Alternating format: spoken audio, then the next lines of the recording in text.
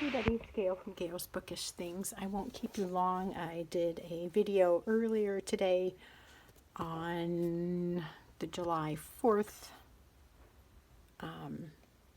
crafting thing where we talked about putting bands on a journal. So I took a lot longer on that than I really wanted. I thought that was going to be super quick, and I ended up getting off on a tangent, if you can believe that or not.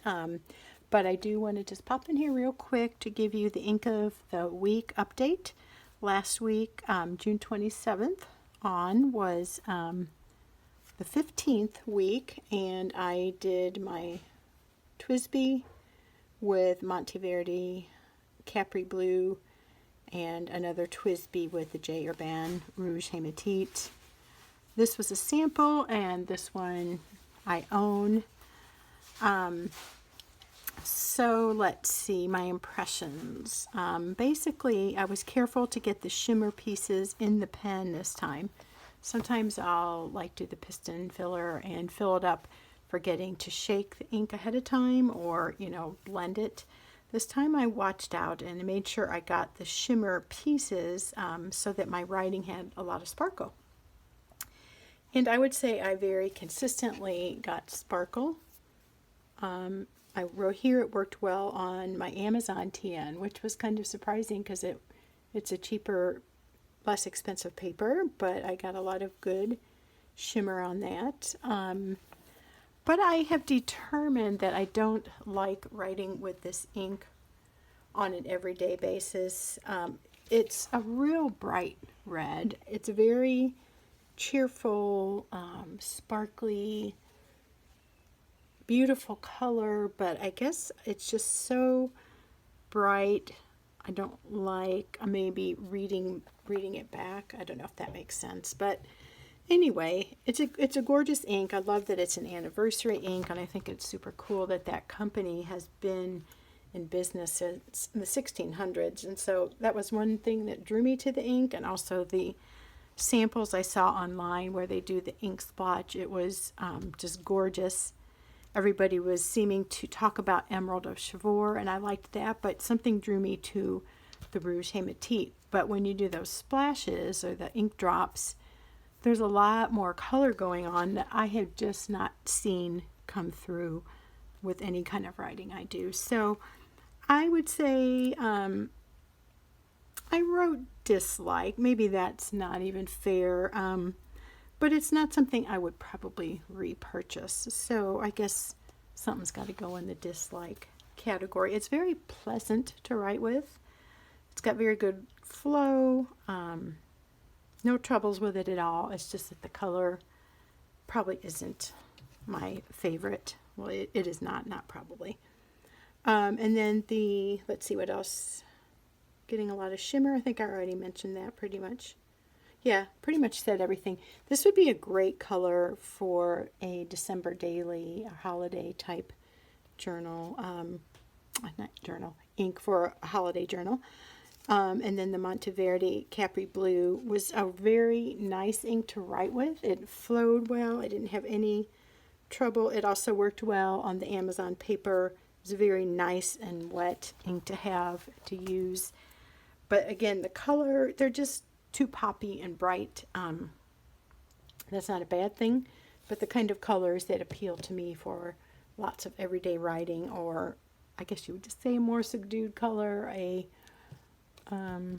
less vibrant color perhaps. So I probably wouldn't buy this one, but I really don't have any complaints. It's very pretty shade of blue. There's a little bit of shading going on here, some down here, but just probably not like the thing that speaks to my heart, like, oh, I love this, I've got to have it. It was nice, it was pleasant, so yes, I liked it, but probably would not buy it. So that was my evaluation for these two inks in the same kind of pen, both TWSBI broad nibs, TWSBI Ecos. This week I'm using my BENU Briolet. This is the Luminous Amber. It's very pretty, excuse me, pretty pen.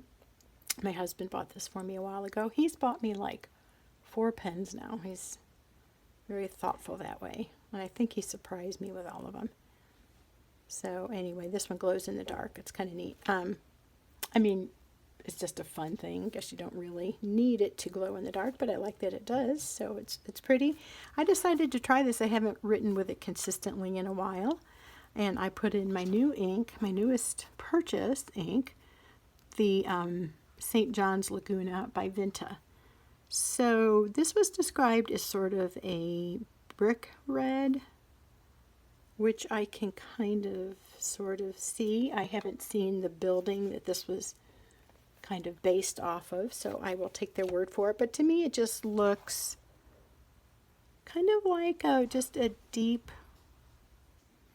red with some, I don't see brown in it, but if you could take red and mix it with brown, like if it were a paint, and it would kind of murky up, it would make the red more murky. That might be how I would describe this. I don't see a lot of shimmer or nothing like that going on. But so far, just writing a few things out, this is a really nice combination. Very wet, very flowy.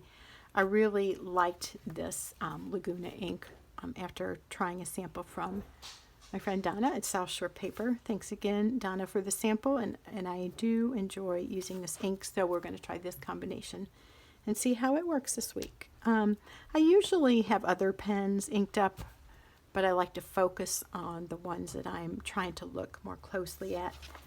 And the Rouge Hematite and the Capri Blue, I couldn't finish out the week using that. It just didn't give me pleasure to pick up the pen and write with it. So I think that's a good thing too, is if you find yourself reaching for the pen and enjoying the experience, then you've got a good match. That's what I'm noticing. That's kind of how it seems to be working for me. So there we go. We'll do next week, week 16. I keep saying I'm not going to keep doing this, and then I find other kind of things I want to focus on.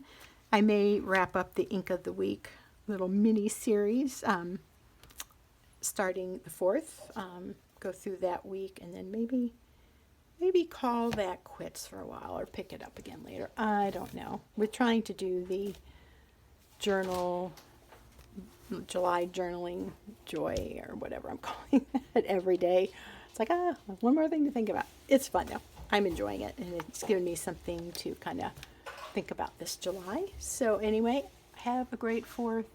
Talk to you soon, and take care.